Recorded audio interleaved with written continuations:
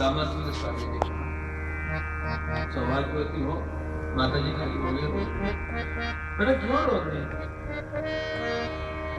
महाराज आप सौभाग्यवती हो, लेकिन मेरा सौभाग्य कहाँ है? क्यों, क्या हुआ? मुझे मालूम है।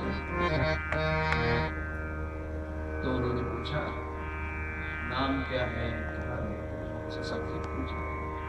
और रामानंद स्वामी के ख्याल में आ गया कि अपने पास में जो एक सन्यासी है वही इसका पति है। रामानंद स्वामी वापस आ गए, उन्होंने पुकारा और पूछा तेरी शादी हो गई?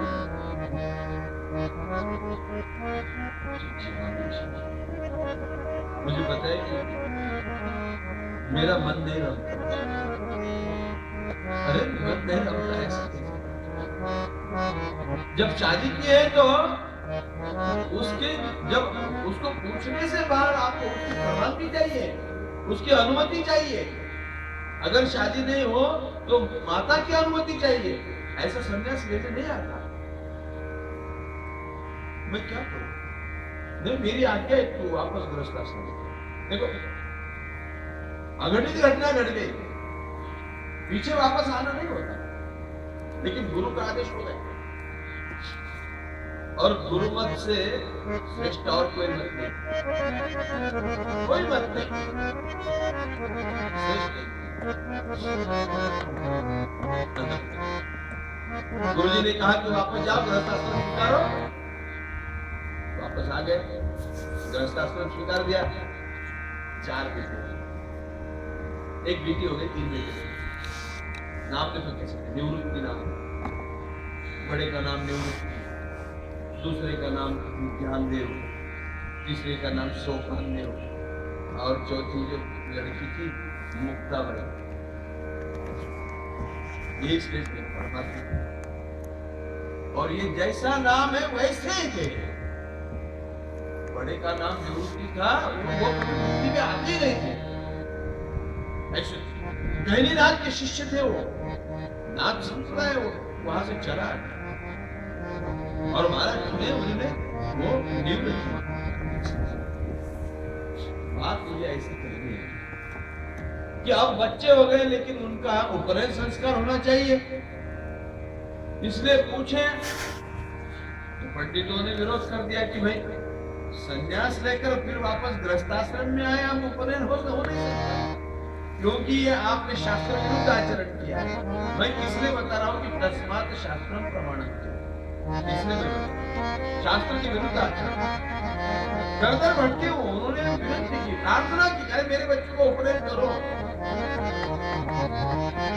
हाथ जोड़े, पांव पड़े, लेकिन उस वक्त तो बड़ा कठिन काल था। सब पंडितों ने बोला नहीं हो सकता। फिर दोनों ने हाथ जोड़े और कह दिया आप कुछ प्रायश्चित बोलो, आप प्रायश्चित कर। दोनों ने प्रायश्चित बोल दिया कि गंगा जी में जाकर देहार्पण के प्रायश्चित।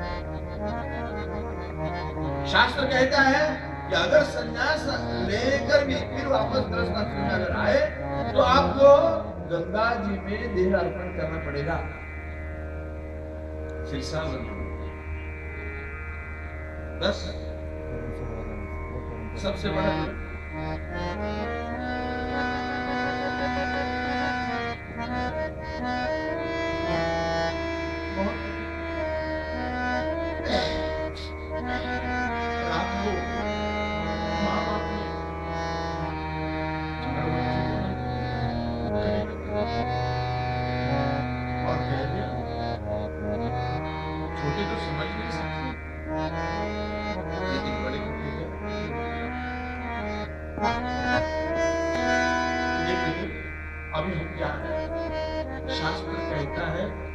शास्त्र की आज्ञा प्रमाण मानने के लिए आपको देह समर्पण करना पड़ेगा।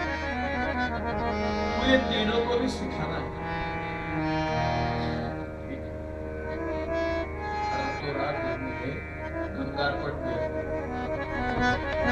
शास्त्र की आज्ञा इतनी कठोर सीधी बात है, लेकिन उन्होंने वो पालन किया।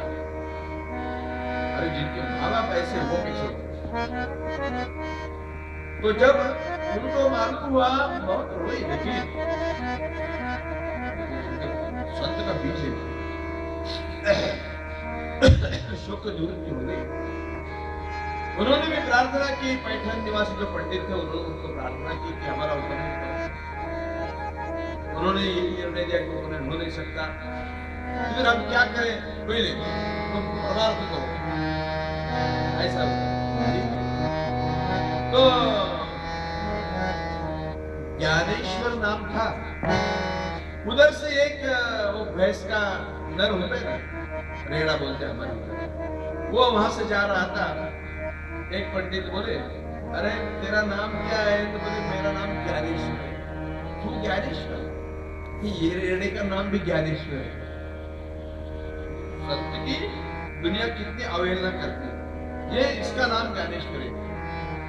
तो तुम दोनों एक हो गए, ये तेरे जैसा बोल सकता है क्या? देखो अघटित घटना फिर यहाँ उन्होंने कहा बोल सकते, क्यों नहीं बोलेंगे? अगर वो और मैं एक हूं, मुझमें जो भगवान है वही अंश उसमें है, तो वो बोल सकते हैं। ज्ञानेश्वर महाराज ने अपने गुरु को नमस्कार किया और उसके तरफ देखा, उसके मस्तक को स्पर्श किया। इसको स्पर्श दीक्षा कहते हैं, इसको शक्तिपात भी कहते हैं। और स्पर्श किया मस्तक को और बोले बेटा वेद बोलो। उसके मुख से वेदवाणी निकलने लगी, वेदवाणी उसके मुख से निकलने लगी। सब पंडित हड़बड़ा गए, अरे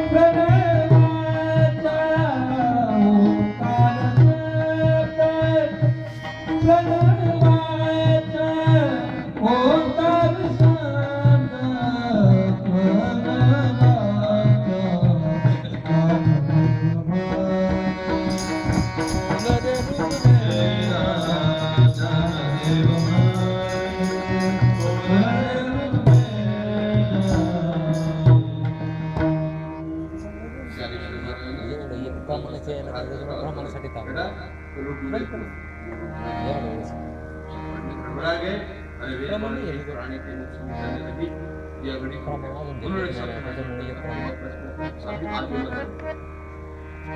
ये वेदवाणी का अपमान।